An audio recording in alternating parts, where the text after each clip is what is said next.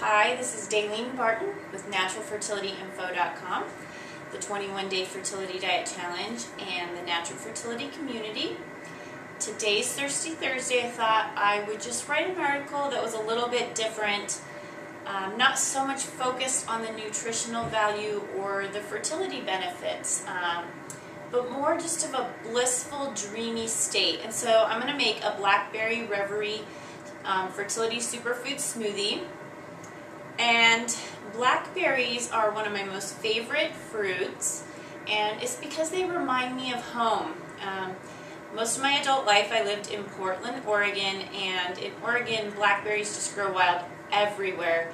You can pull over on the side of the road many places, or just out in the woods in your yard, and just go to a farm and pick tons of blackberries in the fall and just munch down. And so now I live in Colorado and I cannot get blackberries here, so I was at the store the other day and they had bags of frozen blackberries, and I was so excited. And they were organic, so I bought a big bag of them, and now I'm going to make this smoothie for you. And I hope that you guys can figure out smoothies that you really enjoy, fruits and tastes and foods that inspire you to want to eat better and invoke really dreamy, awesome memories that are also, nutritious. We have our fertility superfoods here so that we can get that really good nutritional value as well to boost that up, so that we can get our greens, we can get our royal jelly, and we can get our whey if we need protein. Now, I'm not going to add whey to my smoothie, but that's an option because I don't eat dairy. But I know that many of you do, and this is a great product. I just cannot, my body doesn't handle dairy, so I'm not going to add that today. And then the maca. So all of this for, to boost nutrition, get tons of antioxidants and vitamins and minerals, as well as to help nourish our endocrine system and our reproductive system so that we can have proper hormonal balance and have really healthy fertility. So here we have all of our ingredients for our Blackberry Reverie Superfood Fertility Smoothie. So we are steeping the red raspberry and sweet melissa, which is also known as lemon balm tea, for 15 to 20 minutes, and I'm going to go take a shower while it's steeping. And I'm also going to let the blackberries thaw a little bit, just for a little bit smoother consistency that's not so frozen. So we will be back in about 20 minutes.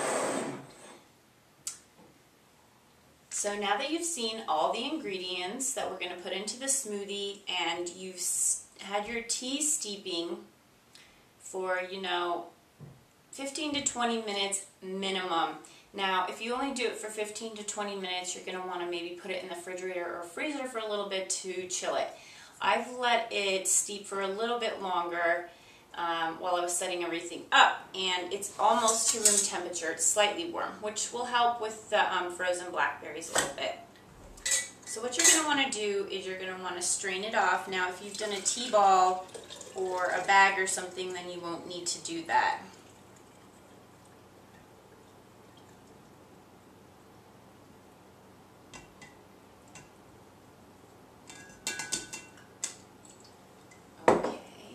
So we have our raspberry tea, and it also has lemon balm, and red raspberry, as we know, is a great uterine tonic.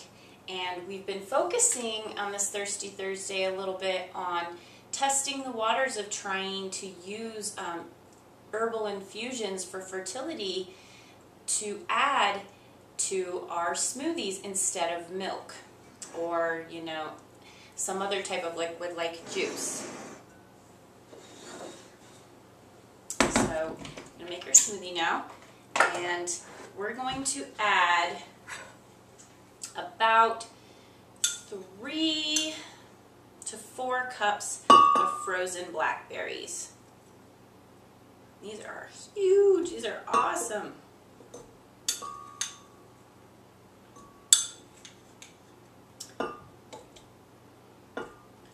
You got to be careful with blackberries because they will really stain if you get them on your clothes.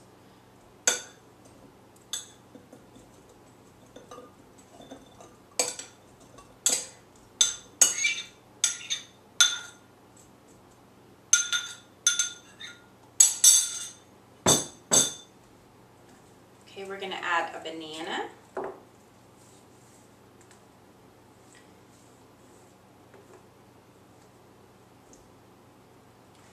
And we are going to add a pear. Now, while I'm cutting up this pear, I'm going to pour some of this tea in and let it just soak for a little bit onto the blackberries. Excuse me while I get a plate. Forgot to cut up my pear, because you don't want to have the seeds of your pear in your smoothie. I like to add pears a lot of times because they're really sweet, and then I don't have to add any extra sugary stuff like agave or honey.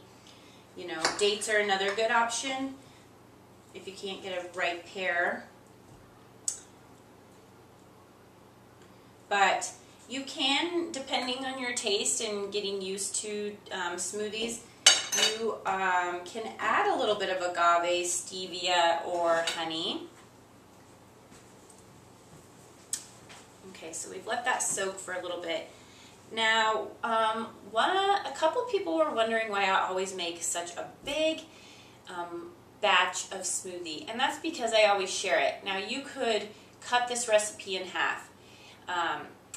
You would just add the same amount of superfoods, a serving each for one person, or you could double it if you're going to make a whole pitcher of smoothie, but because I have other people to share it with, I always make the whole thing, and I like to make enough so that I have extra for later if it's just me who's going to be drinking it.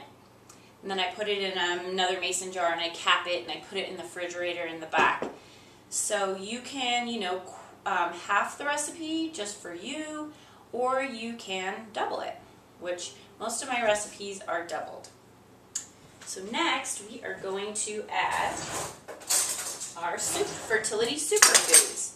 So we're going to add 1 teaspoon of maca powder, and I estimate most often, but if you like to measure exactly, then you can do that as well. We're going to do 1 teaspoon of the royal jelly from the Alive Bee Power Royal Jelly.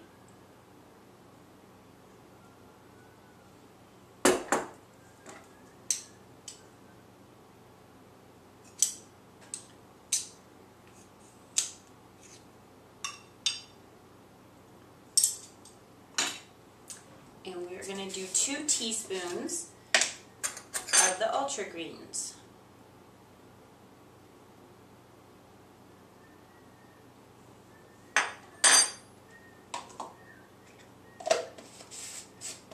Alright, I'm excited. This is going to be so yummy.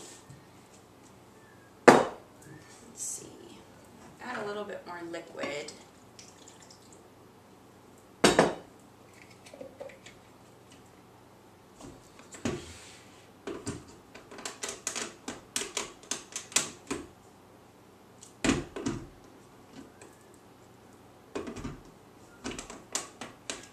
So I'm going to blend this up until it's nice and smooth and creamy, and you may need to add more liquid as necessary.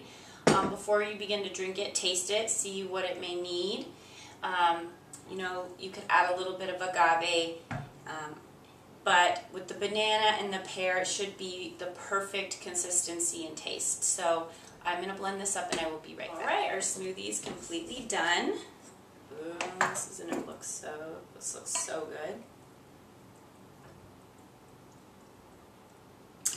And I thought I would choose a little fancy glass today because to me this is such a special berry.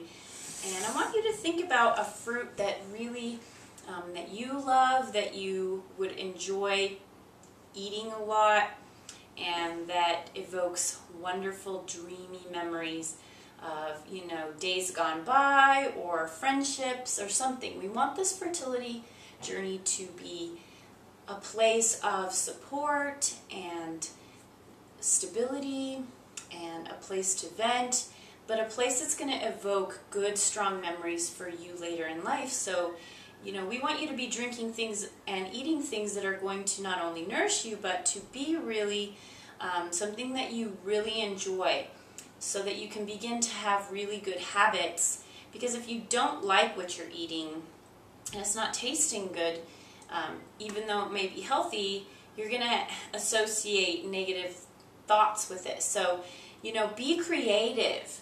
Think of things that taste good to you, but that are also really healthy, so that when you think back on your fertility journey, you think happy, good thoughts of what you were eating and putting into your body. Please share with us ideas for fruits and different smoothies or things you're interested in, so that I can think of some great recipes to put up for Thirsty Thursday.